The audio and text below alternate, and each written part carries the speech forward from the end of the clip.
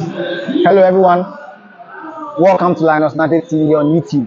My name is Linus Nate. Kindly subscribe to the channel, like, share, and then gladly put your comment under it and then we'll read it for you. This evening we are still here in Ivory Coast, Abidjan, where we'll be giving up to date from the 2023 AFCON, and that is being held here. And then today Ghana, the Blasters of Ghana, the four-time champions of the African Cup of Nations, will be playing against Cape Verde. And I have with me here a seasoned journalist, a friend, a colleague, a sports historian who is with Kesben FC, Mohammed Awal. We are here to preview the game where Ghana will take on Cape Verde at 8 p.m. local time. Linus, Good evening to have you. good evening. How has Ivory Coast treated you for the past few days? Well, I think I really like how the hospitality of the Ivorians. They are really hospitable, they are friendly, they are easygoing. How they communicate with you is quite easy, despite the fact that there could be some language barriers.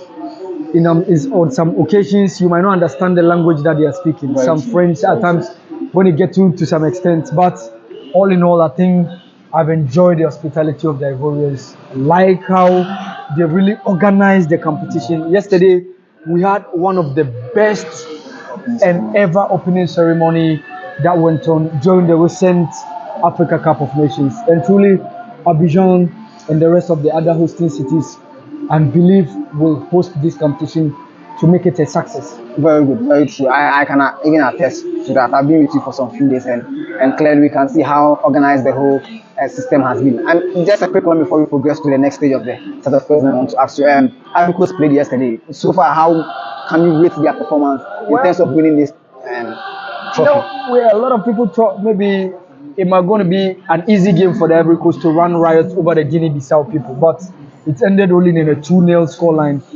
Opening games like this, at times it tends to be a tipsy-turvy situation. You don't see too much goals.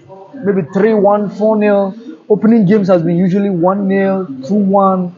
And you remember yesterday, Ivory Coast had a 2-0 scoreline. Yesterday, I watched the game perfectly, and you saw that the Ivorian coach, Jean-Louis Gasset, decided to go with a false 9 without a typical number 9. Sebastian Haller started the game from the bench, and you had Karim Konate, that 19-year-old boy who is now with Red Bull Salzburg, also starting from the bench. So the coach had to improvise Jean-Philippe Crasso, who plays his trade with Red Star Belgrade with our own Osman Bukari, and then he did the job by scoring the second goal after Sekou Fofana scored the first goal of the competition. But Ivory Coast, all in all, did a very good job by beating the Guinea-Bissau team by 2-0. It continued today. The Super Eagles of Nigeria disappointed by having a 1-1 scoreline. They had to concede first against Equatorial Guinea before Victor Osimhen replied with that equalizer. Egypt is right now playing after first half. They are leading by a goal to nil before our first game for the Black Stars of Ghana that comes on tonight against the Cape Verdean counterparts. Quick one before we progress. Ivory Coast is playing Nigeria in their next game. Quick one, just a quick prediction. Who do you think will get to the 3 points of the day? You know, it's a match fit for the gods. It's going to be a typically different ball game altogether. Nigeria with one scoreline will make sure they want to rewrite the script by beating the Ivory Coast to make sure that they go 4 points. Ivory Coast also try to maximum the points so that by the second round of games they are tying 6 points or 4 points, which could easily guarantee them the opportunity to make it to the next stage. It's a tough one. It's a tough one that I can't stick my neck out to predict that who is going to win that game. Till getting to that day, building up in the process, you will see how the things are going to pan out in that game. Great. Let's look at the Blasters of Ghana. I mean, they've been here for some time now. And today they are having their opening game against Cape Verde. They are in the same group with Egypt. You've seen how the Egyptians are playing. It's not an easy game for them as well. We all thought they could have been leading by probably 3 goals or 4 by now against the Mozambique. But then it has been a tough game for them as well. If you look at the Blasters, the last time they played against Cape Verde was in 2013, and we won 2 goals to make it. See a brace from Mubarak Wakaso. This time around, if you look at the quality compared to 2013 and then the quality we have now in 2023, do you think we can easily override them? You know, now the football in Africa has grown up, and we also earlier on this afternoon when the Equatorial Guineans give the Super Eagles of Nigeria a good run for their money. You cannot easily downplay the Cape Verdeans that we are going to run riot or just beat them so easily. They've matured enough in the game. They have some couple of players that maybe you might not take your eyes to put on them, but at least they are performing. Someone like Ryan Mendes, who was with Lille in France before moving out to Turkey in Fatih Karambourouk. Montero has been one of the guys in the MLS, Major League Soccer. They have also a certain Baby who was with Manchester United at a point in time. So all these guys are good players that have quality to hurt us. But it's a game that we cannot just stick our neck out and say that we are going to win so easily. Mind you, the last 2 tournaments in AFCON for Black Stars, we have only 1 win. And that was Egypt 2019, the last but 1 tournament. The last tournament in Cameroon, we drew 1. That was that game against Gabon. Lost 2 games and got out of the competition disappointingly. After 3 games, 3 out of games, we were out. Needing a point just against Comoros, we flattered to deceive, we faltered, and those minnows booted us out of this competition. So this time around, we are meeting Cape Verde. We shouldn't leave any stone unturned. We must try as much as possible to get the results. It's all important match opener against Cape Verde tonight at the start of Boigny in Abidjan. Great. Looking at our setup, I mean, a few times there have been criticism by some Ghanaians about Chris Hughton, about how he set up his team, especially with regards to the midfield. Clearly, some few games now he has been playing 2 people. Do you think that he should repeat the same thing, or there should be a new tactical change with regards to the team? You know, Chris has been a defensive-minded coach, so you always like to make sure that he protects his backline. That's why he's often used to the double pivots. But in a game like this, I don't expect us to play double pivots. What it means is, are we just defending against Cape Verde? No. I just need 1 defensive midfielder, 1 central midfielder, 1 attacking midfielder. So you can see easy coordination, and our transition should be very, very quick. We shouldn't be too much on the ball. We must make sure that, I don't know the kind of tactics that Chris is going to enter into this game.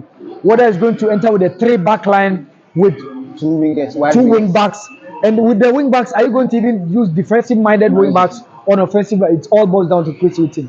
Which are the guys that you are going to use in the final attacking third? So these are the questions or tactical questions that need to be answered on the field of play.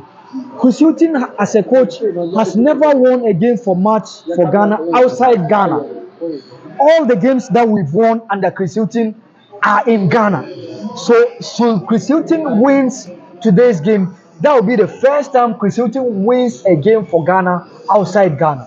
And mind you, we've scored only 1 goal in the first half under Chris Hughton. That was that 44th-minute equalizer from Mohamed Kudus in that final qualifiers game against Central African Republic. So I expect to see a much respected or much more attacking or fluid-minded football today, so that we might probably see a goal in the first half. Very good one. Talking about attacking football, I mean, our talisman of the team, that is Mohamed Kudus, has been a very big doubt with regards to a slight injury he picked for West Ham United. If Kudus should make the starting level, who do you think should be that progressor in the heart of midfield for Ghana? And one thing is, if Kudus is not there, Dede Ayew can be the man to step in. But Dede Ayew also, age is catching up with him, so he cannot give you those runs that he used to be doing back in the day. So we might be shut up at that juncture. So I don't know whether he's going to use the wing play to make sure that we counter on the defensive lapses of the Cape Verdeans. You know, we have pacey guys on the sideline. Joseph Prince, Osman Bukari, Enes Miyama, all these guys are pacey guys up front. So let's see whether Chris Hughton is going to use. A lot of people are also saying whether he can give Richmond Lamptey the chance, but it all depends on Chris Hughton, on how he's going to use the game. But it's typically a game that Chris Hughton must give us an attacking-minded lineup. We don't want to see much of protection to the back line. Mind you, Mohamed Salisu is fully fit now back in the Black Stars after missing out since Qatar 2022. We were yet to see Mohamed Salisu in the shirt of Black Stars, but he's fully fit. It's so unfortunate that we missed some couple of players due to injury.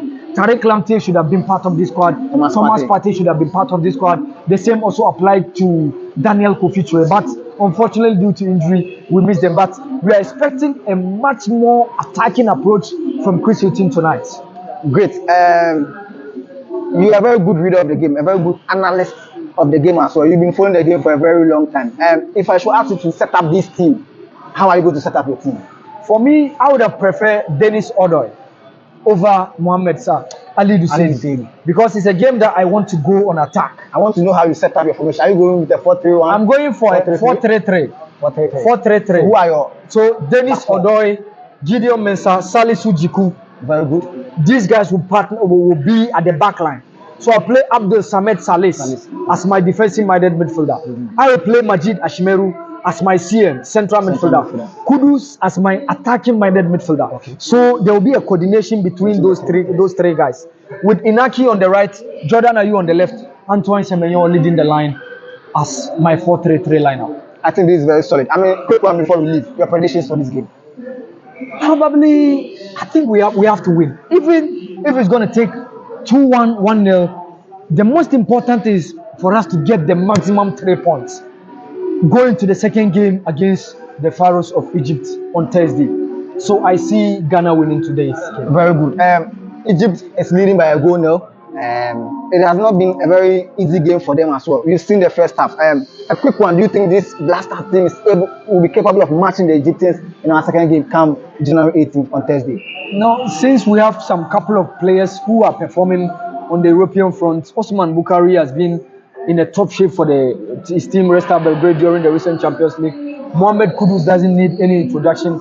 Mohamed Salisu, after injury, is back on 2 occasions or so. He has won the MVP, man of the match, after he started playing for Monaco. So with these kind of guys at our disposal, we shouldn't be afraid meeting Egypt.